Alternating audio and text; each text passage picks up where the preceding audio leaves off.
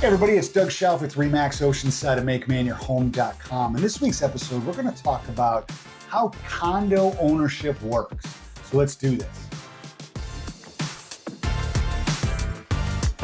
All right, everybody, like I said, this week we're going to talk about condos, condominiums. We'll talk a little bit about, some condos that are popping up here in the Portland area, pros and cons, how like the bills work and the association fees work and the association overall. Before we jump in, I thought we would look up the actual definition of a condominium. A building or complex of buildings containing a number of individually owned apartments or houses. Condos are popping up almost everywhere in Portland, on the east end and the west end. A lot of people are buying up like multi-unit buildings, converting them to condos, selling off the condos. They're also in a lot of rural areas. You'll see them. A lot of those are built more like, let's say, like duplexes, maybe attached at the garage, and the units are sold off individually as condos. Typically in a condo, you're basically buying like the unit, like the definition said, you're buying the inside of the building.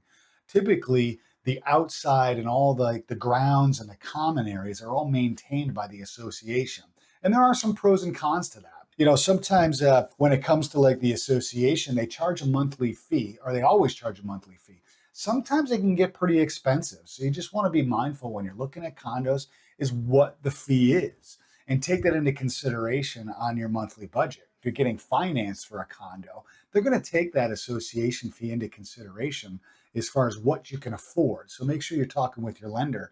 Like if you're approved for $300 on a single family home, you might only be approved for like $280 on a condo because of the condo fee. It's just an example. Talk to your lender about it. Make sure you're prepared for those things. One note that we wanted to touch on also was like how do the bills work? Do you have your own electricity? Do you have your own gas? Do you have your own heating, fuel, all that type of thing? In most cases, you're going to have all individual utilities for each unit. In some cases, when it's like a big old building, like we had one recently where it's in a big old giant building, natural gas is coming into the building and it's all kind of shared from there. They kind of keep track of usage and pay bulk, to the natural gas company. So you want to be mindful of how all that works so you know exactly how the bills work. When we talk about the association fee, that's different. Now, every association is going to charge a different number. I've seen association fees as low as like $50 a month. I've seen them as high as like $1,000 a month and more. Okay, it kind of depends on what they take care of and what's needed. Just about all condo associations are at least going to cover like the master insurance policy, like the insurance for the association, and they'll also cover maintaining any like common areas. Like if there's a pool on the property, typically it'll cover that. If there's tennis courts, if there's the roads, if the roads are private, the association will take care of those things. Most associations also take care of like the landscaping, but you want to check it to make sure that you're not going to be stuck having to like shovel your driveway or something like that. Most associations take care of the landscaping, the lawn mowing, taking care of the bushes and the shrubs and all that, and plowing the driveway, even potentially shoveling right up to your door, which is kind of like, that's a big pro when you're living in an association or living somewhere and everything's just kind of taken care of for you. So that's nice.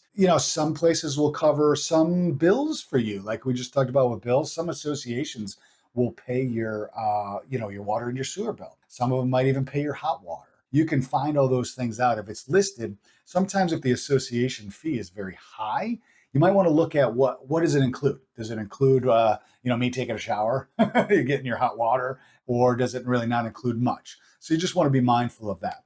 Now, every association will also have declarations, meaning when they made the association, the bylaws, like what you can and can't do, and then also rules and regs, again, what you can and can't do on the property. Like, for example, most associations don't allow you to like park an RV out front or a boat out front. What you can and can't do around the association. They might also, maybe some of them don't allow pets or don't allow smoking. Some of them have age requirements, like 55 and up, associations. There's a lot of those out there as well. So you just want to be mindful of looking at all those documents and making sure that it works for you. Now, there's a lot of benefits to owning a condo.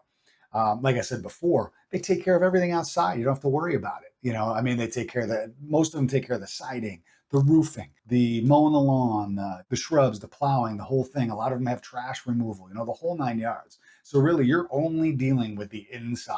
Typically, you can do just about anything you want on the inside. check the rules and regs, because some associations do also require approval for certain things on the inside. But for the most part, you can do just about whatever you want on the inside. So that's really the biggest benefit of a condo, is like you don't really have to take care of a whole lot. It's really kind of nice.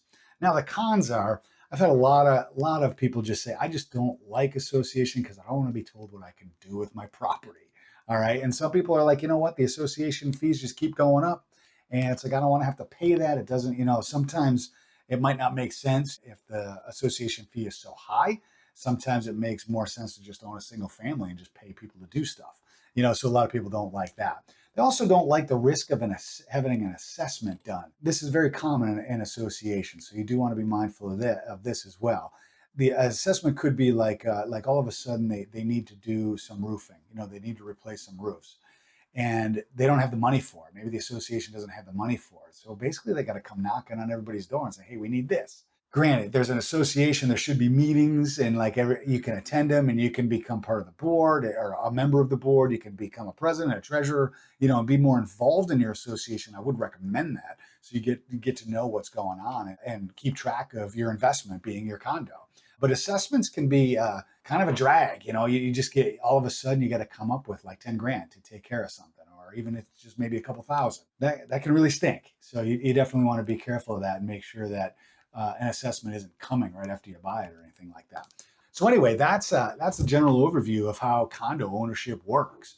I hope this was helpful. If you're thinking about buying a condo, let us know. We'd love to hear about it. If you own a condo and have any cool stories you want to tell, put it in the comments below. We'd love to hear it. Remember to hit subscribe and send me a text, send me an email, comment below. And remember, if you make Maine your home, you don't have to do it alone.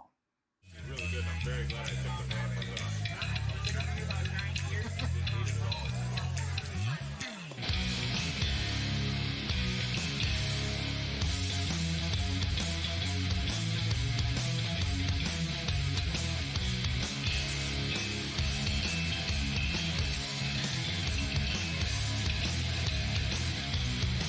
I'm getting old, I'm getting tired of the second time.